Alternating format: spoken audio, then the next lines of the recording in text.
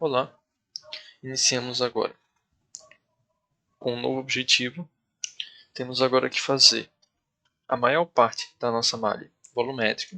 Vocês vão entender por que vai ser importante. Só para fazer um resumo da aula passada, nós usamos o Surface Repair, clicando aqui na geometria, escolhemos algumas curvas, fizemos um maior refinamento dessas curvas, mexemos em algumas opções, comentamos sobre algumas opções do meu Surface Control nas últimas duas aulas. E agora vem uma parte bem importante, que é justamente o controle volumétrico, incluindo o inflation da minha asa. Para isso, o que eu vou precisar fazer?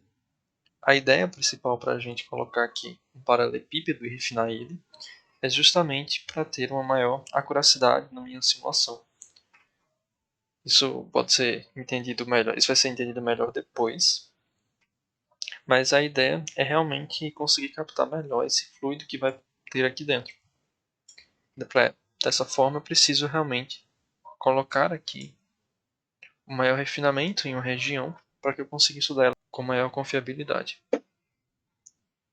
Antes disso, eu vou mostrar para vocês uma opção que é muito importante. Se eu vir aqui em File, eu tenho Autosave. Ele vai abrir para mim essa janela aqui. Ele vai mostrar para mim algumas opções de Autosave.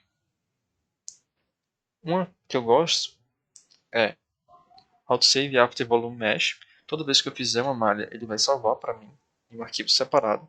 Então ele sempre salva em um arquivo separado. O que é bem interessante, é um arquivo na mesma pasta e que tem um nome um pouco diferente, mas ele, se não me engano ele termina com asa. Então ele tem uma numeração e tem um ponto asa.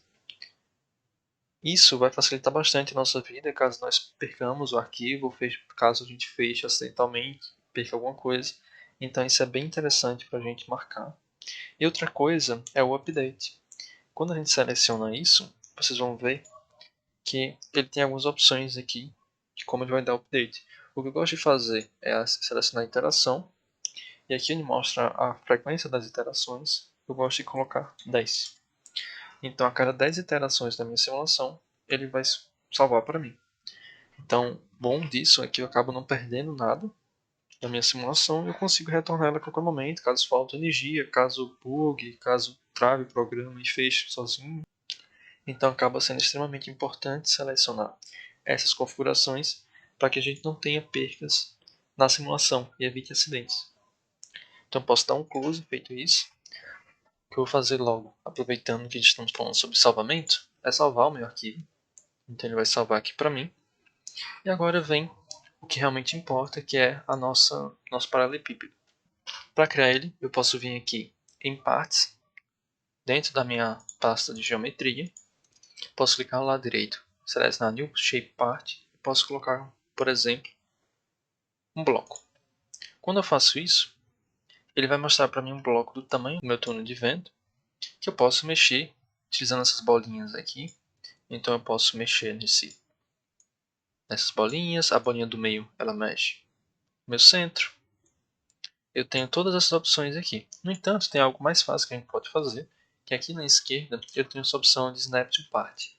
Quando eu faço isso, eu seleciono a minha parte, no caso, ele fala Snap to Part, mas pode ser a superfície, pode ser as regiões, e os meus contornos também. Então eu posso simplesmente colocar asa e pronto. Se eu der um zoom, ele já colocou para mim o meu paralelepípedo ao redor da asa. E o que eu posso fazer para melhorar tudo isso é simplesmente o seguinte: eu vou aumentando ele aqui e colocando ele da forma que eu quero.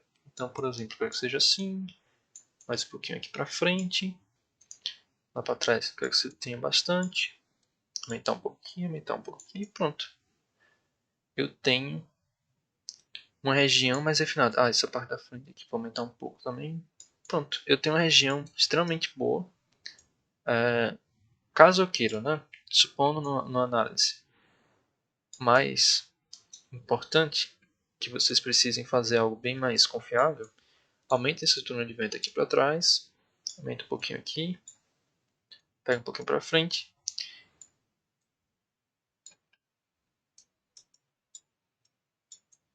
Pronto.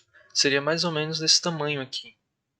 Vocês gostariam de ter, dependendo da velocidade, isso é importante. Então, quando tem velocidades altíssimas, o meu fluido ele tende a se propagar mais lá para trás. Então, acaba sendo necessário que a gente tenha isso aqui, ó. Se eu fosse colocar, seria algo assim. Vocês vão achar facilmente várias simulações na internet que elas têm um tamanho mais ou menos de corpo de influência. É até um tamanho recomendado, esse aqui. Mas, uma coisa do Star CCM é que, não sei se isso acontece para os outros aí. Não sei se alguém mexe com Star CCM também. Mas uma coisa que eu acho interessante é que eu tendo a fazer um corpo de influência menor utilizando o Star CCM. Não sei por que isso, mas acredito que seja justamente devido a essa versatilidade. Então, normalmente eu coloco aqui, mais um pouquinho para frente. Quando eu quero, por exemplo, tirar dados apenas dados cruciais, eu quero focar na minha asa, no arrasto e na sustentação, eu posso simplesmente refinar mais próximo da asa. Normalmente, quando você tem um corpo de influência maior atrás e maior aqui na parte de cima e na parte de baixo, e mais refinado nessas regiões, o que você está procurando é o melhor entendimento do meu flow, o melhor entendimento de pressão, de velocidade. Então, como isso não é o que nós estamos buscando, quando realmente o que importa aqui, por exemplo, é o rastro de sustentação, a gente pode ser mais simplista e fazer um túnel de vento menorzinho. Então, eu vou usar esse aqui, ele já é bem interessante, acredito que ele não vai ter diferença no resultado, ele não vai interferir. Então, beleza. Escolhido esse túnel de vento, eu posso dar um create e dar um close. Ele vai ter agora para mim um bloco lá dentro. E aí, essa é a mágica daqui do meu StatsCM, que é extremamente interessante.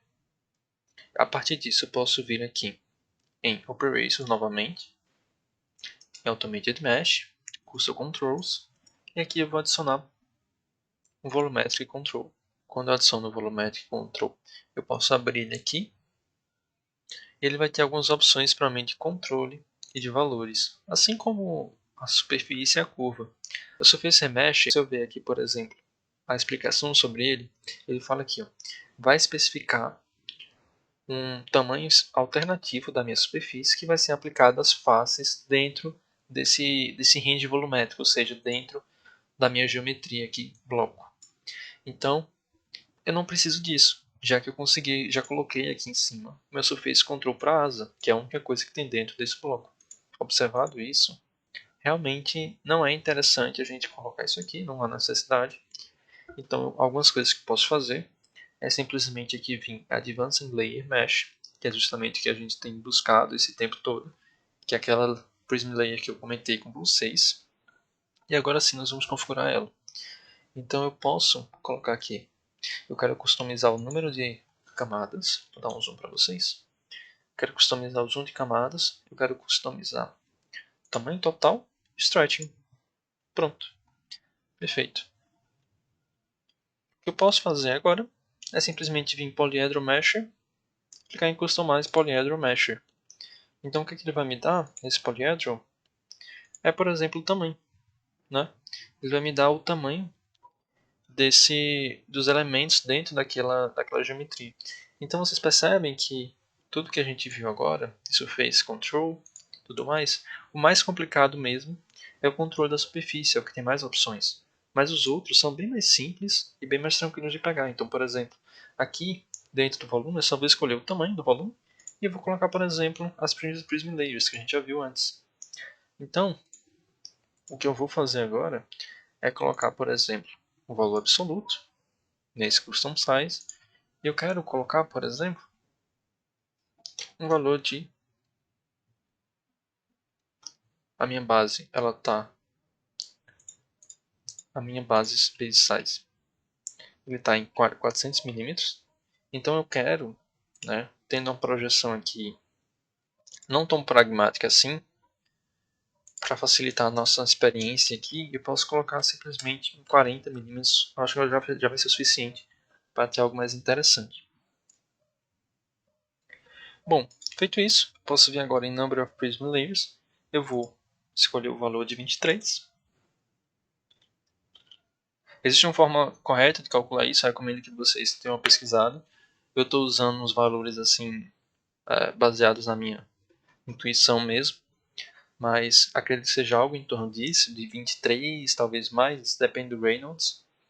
Mas, por exemplo, o Prism Delay Stretching, ele é 1.5, que é extremamente, é um valor muito extremo. Eu deixo 1.2 no máximo. O ideal aqui nesse stretching é entre 1.2 e 1.05, né? Acima de 1. Então, acima disso, já é muita coisa. Não recomendo. E o Prism Layer Total Thickness, eu posso colocar aqui, por exemplo, um valor absoluto. O que significa tudo isso? São aquelas camadas que eu mostrei a vocês anteriormente, em que o número of Prism Layers é o número de camadas. O stretching, em português, né, que seria realmente um fator de crescimento dessas camadas. Então, a partir da primeira camada, ele começa com um valor, e aí ele vai crescendo, multiplicando esse fator em cima dessa espessura. Então, esse Prism Layer Total Thickness, ele é o tamanho total de todas as camadas. Então, usando escala logarítmica, o próprio software vai calcular qual vai ser o tamanho da minha primeira camada. Então, se vocês, por exemplo, pesquisarem lá no Google, que é chamado de Y+, Y+, então vocês pesquisam lá, por exemplo, cálculo de Y+. Vai aparecer lá muitos sites, que eles vão explicar como fazer o cálculo da primeira camada. E aí, a partir disso, as camadas conseguintes, né, as próximas camadas, elas são apenas baseadas em experimentos, não existe uma regra específica para isso. Existem umas considerações relacionadas ao número de Prism Layers, que o ideal é entre 20 e 30, sendo a partir de 35, por exemplo, algo mais refinado, realmente muito mais refinado. Então, o ideal, né, considerando eficiência e resultado, é algo entre 20 e 25, talvez mais, que é algo depende também, como eu comentei, do da camada inicial, então não dá para saber muito assim só falando. Então acaba sendo algo mais experimental, não tendo realmente uma regra para isso. Para os quesitos aqui da nossa análise, eu vou usar 23, 1.2 e aqui eu vou usar 2 milímetros. Vamos ver se isso aqui vai ficar bom o suficiente, eu acredito que sim. Custom size 40 milímetros já é o suficiente. E agora eu posso rodar novamente a minha malha. Posso sair desse volumetric control. E pronto, vejo vocês logo logo.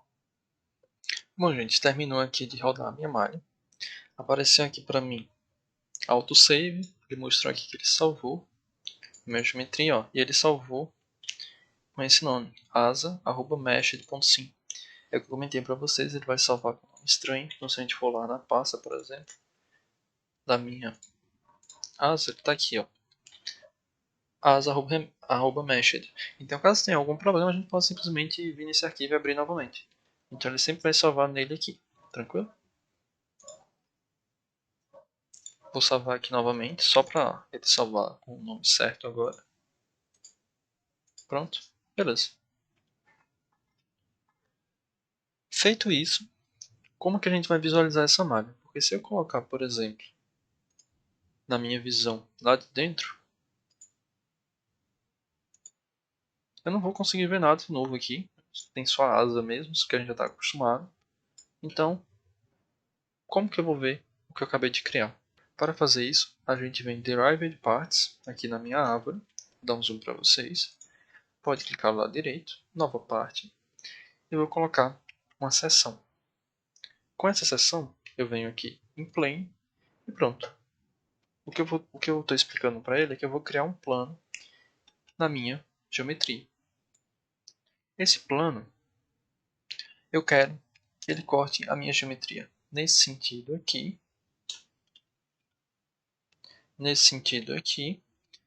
para que eu consiga pegar realmente toda aquele comprimento do paralelepípedo. Para isso, a gente precisa fazer com que ele seja normal ao plano Z. Então eu venho aqui, coloco 1, 0, pronto. Ele ficou normal ao plano Z. E eu posso, para que ele fique exatamente na asa, eu posso simplesmente colocar o mouse nesse plano e arrastar. Existem algumas coisas importantes. Se eu colocar o mouse em cima dessa setinha, ele vai rotacionar para mim. Se eu colocar nesse ponto, ele vai mexer o ponto em que ele vai focar, né, digamos assim, a origem do meu plano. Vocês podem ver que quando eu mexo aqui, ele mexe ali na esquerda. E se eu clicar no plano e mexer, ele vai fazer esse movimento aqui. Eu vou voltar às minhas configurações padrões, 0, 0 e 1. Dá um enter aqui, pronto. Agora eu quero que ele coloque o meu plano mais ou menos aqui, no meio da minha asa. Eu posso, aqui embaixo, ele vai mostrar para mim algumas formas diferentes de dar display, ou seja, de mostrar esse plano. Então, existem várias opções aqui. Tem, por exemplo, para ele não mostrar, vai ficar simplesmente plano ali na minha árvore. Eu posso criar um novo Outline Displayer, que vocês vão ver isso depois. Um novo Mesh Displayer, um novo Surface Display, então vou ver só o plano. New Scalar Displayer e o Vector Displayer, eu posso adicionar ele a um plano existente, a um display existente. No meu caso, eu quero que ele mostre para mim a malha, então eu vou colocar New Mesh Displayer. Essas outras configurações aqui, esses outros tipos de mostrar, eu vou explicar melhor quando a gente for recolher os resultados da nossa simulação. Então, com esse New Mesh Displayer, se eu der um Create, ele vai criar para mim aqui, dá um OK, pronto. Ele criou para mim um New Mesh Displayer, que quando a gente vem aqui em cena, Mesh Scene, ele vai ter aqui, ó, Section Mesh, que é justamente do nosso plano, que ele pegou do nosso plano. Então, para a gente visualizar ele, que a gente não está visualizando ainda, então para a gente ver ele com melhor facilidade, a gente pode, por exemplo, ocultar essa malha que já está existente, que a gente está vendo aqui. Então, se eu clicar 2 vezes, ele vai ocultar para mim. Ele vai mostrar agora para mim no Section apenas a minha malha aqui do centro. Então, se eu colocar, por exemplo, essa visão que a gente tinha antes, dá para ver aqui que a malha está diminuindo aqui nessa região. E algo mais importante ainda, dá para ver a minha geometria aqui, a minha Prism Layer. Então vocês podem perceber aqui, ó, que ele já aplicou para minha Prism Layer com várias camadas, com as 23 camadas que eu falei. Essa total thickness aqui é de 2 mm, como eu especifiquei. Eu poderia fazer menor se eu quisesse, não sei se é necessário.